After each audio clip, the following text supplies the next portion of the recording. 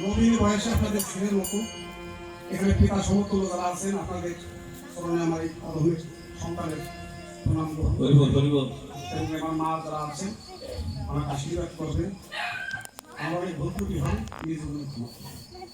হয়তো আমি আশেপাশে আমাদের রামমন্দির অনুষ্ঠান করেছি, এই কারণে করাতেই বলি আমার মা বলেছেন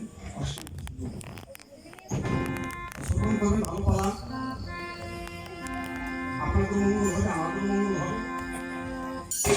দর্শনের যোগ্যতা হচ্ছে বাবা 7 খণ্ড শেষ করুন মাঙ্গলিক অনুষ্ঠান। এই বাড়ি তার 3টে ছেলে, তাই তো? মা বাবা চলে যাওয়ার পর বাবা মা বাবা 3 সপ্তাহ করে প্রতিটা সন্তানের বিকাশ রেখে দেয়। মাছ চাই বাবা চাই গুরু দেওয়া সেই আরাধ মোকাম। এই আরাধ মোকামের কথা যেমন জানি নবলোকের পশ্চিমবঙ্গ করে বলা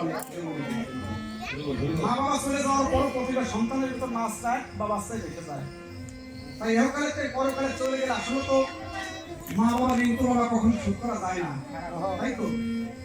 তাই মা বাবা চলে গেলে তার বেদ বিধান অনুসারে কিছু কাজকর্ম আছে, পাড়া প্রতিবেশী বেঁচে থাকে, হয়তো তাদের ডেকে এনে তাদের অবাইচরণ নিতে হয়, যুবচরণ নিতে হয়, শ্রীচরণ নিতে হয়, অবাইচরণ নিতে হয়, মায়ের জন্য আশীর্বাদ নিতে হয়। যেমন মাতা যদি কাছে কারো কাছে করে থাকে তাহলে সাধু মহাজনের চরণ ধরিত হরি বল হরি বল হরি বল। তাই বাবাই নতুন বৃন্দাবনে অষ্টমী চৌপটে এমনই পালা, যত সময় পালা বাবা শেষ না হবে তত সময় ঘটে জল না নিয়ে জানেন এই পালা মাহাত্ম। তাই এই মধুর বৃন্দাবনে এসেছি, যত সময় রাম মঙ্গল হবে বাবা তত সময় বাড়ি অধন্য হবে।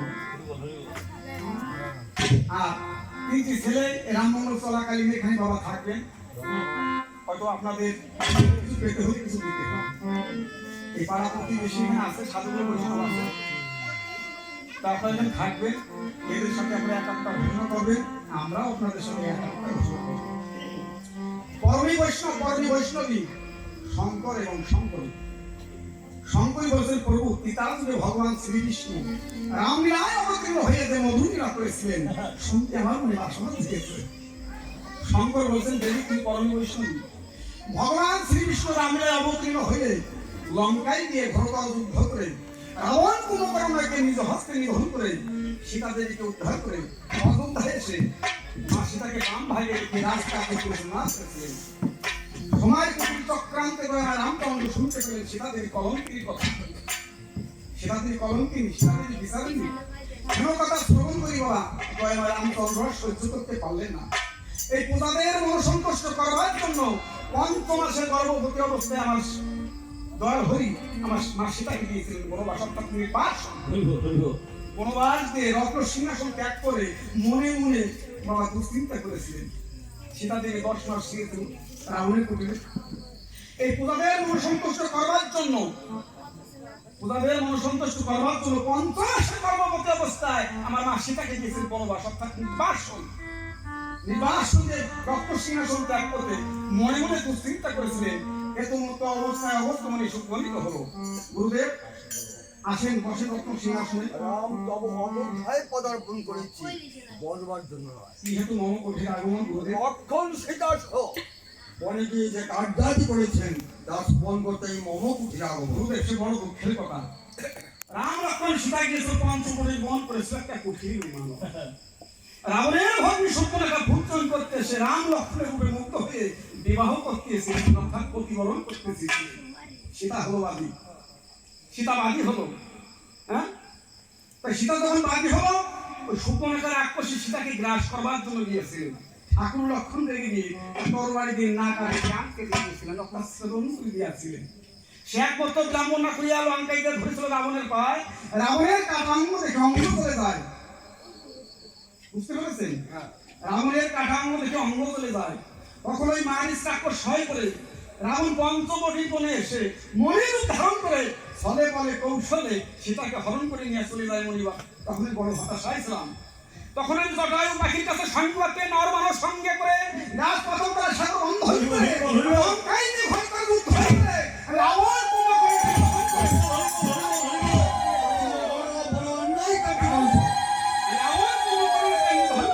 এই পৃথিবীর দেব দেবতা করে অবলম্বন করেছি। তাহলে ভুল করবো কেন? বলতে পারে রাবণ কোন করে রক্ষকুল তা হবে কেন? রাম বিশ্বস্ত মণি পুত্র ঔরস্ত্রের নাতি রাবণকে মেরে দেওয়ার মাধ্যমে হয়তো ব্রহ্ম হত্যার গায়ে পা দেবে। অতএব আমি যখন রাবণ কুম্ভকর্ণকে নিজ হস্তে নিধন করে যখন ব্রহ্মপাতি হয়েছি, কোন কর্ম করলে সাধন আমি পাপ থেকে মুক্তি পেতে পারি? তুমি হচ্ছে বিধি বিধি, তোমাকে দেবো কোন বিধি? তবে আছে একটা বিধি তুমি করতে পারো না। বলেন গুরুদেব। তুমি একটা রাজস্ব রাজস্ব যজ্ঞ করতে কি কি প্রয়োজন? 7 সহস্র রাজার শ্রেষ্ঠ হইবে যে লয়, তার মুন্ডু দকে দিতে হবে আহতে কারণ। 600 রাজার মধ্যে শ্রেষ্ঠ হলাম আমরা 4 ভাই। কোন ভাইয়ের মুন্ডু দেবে বলেন হে মশাই? এ যজ্ঞ আমার কোনো হতে পারে না। বেশ ভালো কথা, তবে তুমি একটা গণিত যজ্ঞ করো। গণেশ যজ্ঞ করতে কি কি প্রয়োজন? নদী উদ্যোগিত সোনা লাগবে ভাগে ভাগে, যজ্ঞ পূর্ণকালে একটা গোমুন্ড লাগবে সোনা হয়ে গেল।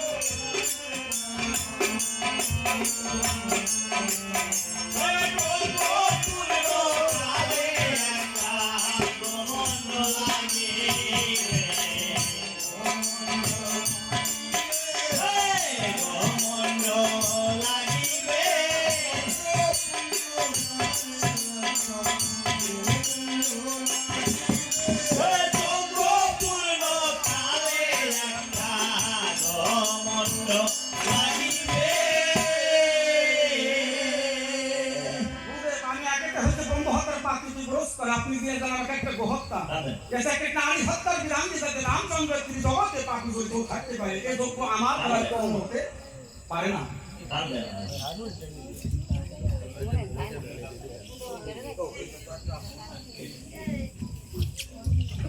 বুড়ে মানুষ কাঁদেরই না।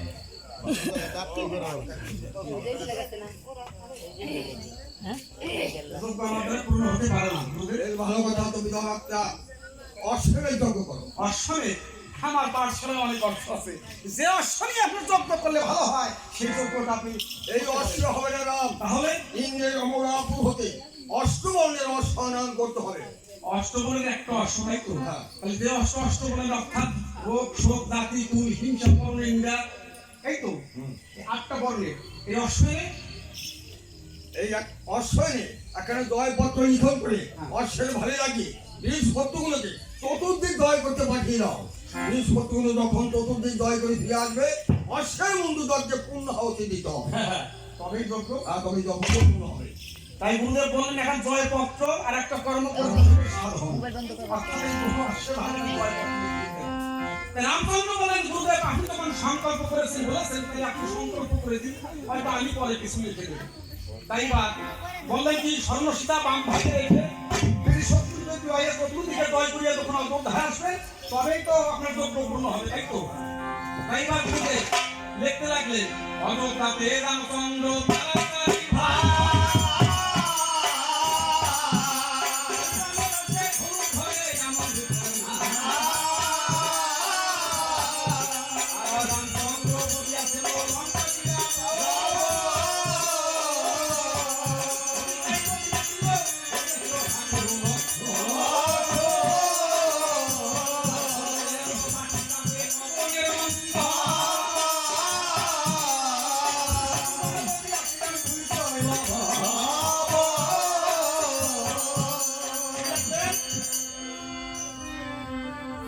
লিখে দিলেন।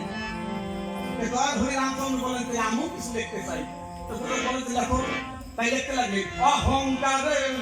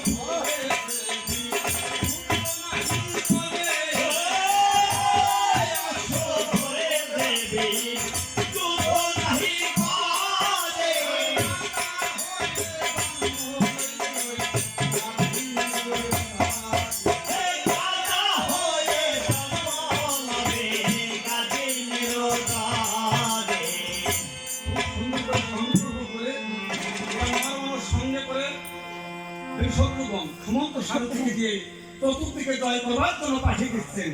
ও ভালো যুদ্ধ সাজিও রাজা।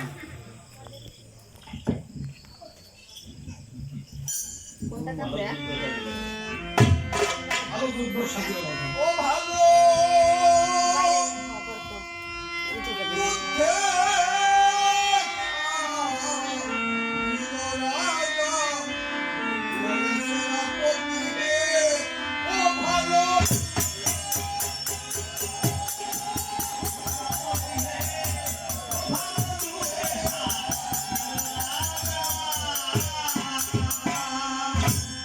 এই শত্রুগণ আদেশ দিল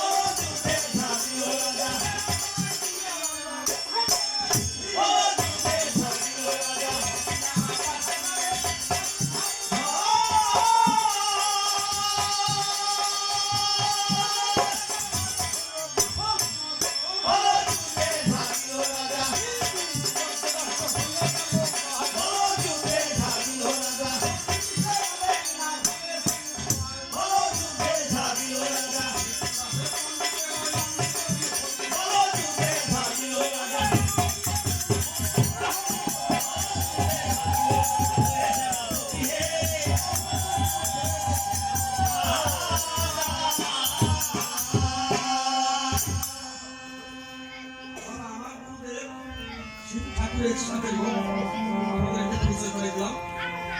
বাবা সুশীল বাবু আমার মেয়ে ভাই, বাবার নাম ব্রজবাসী, বাবার নাম কলকা। দাদু নারায়ণচন্দ্র সরকার সাথে দাদা, আমি তার ছোট ভাই।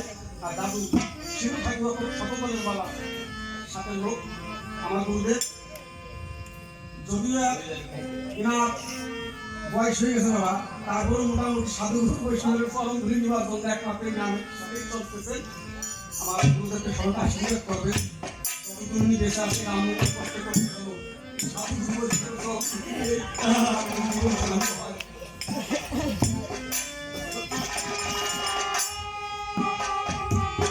এই পৃথিবীতে বাবা যা কেউ নেই, তার তো একজন আছে, তাই না? এই বাড়ির মানুষ চলে গেছে। এখন নতুন বছর পুরাতন হয়ে যায়, তত এই মানব জীবনটা মাতা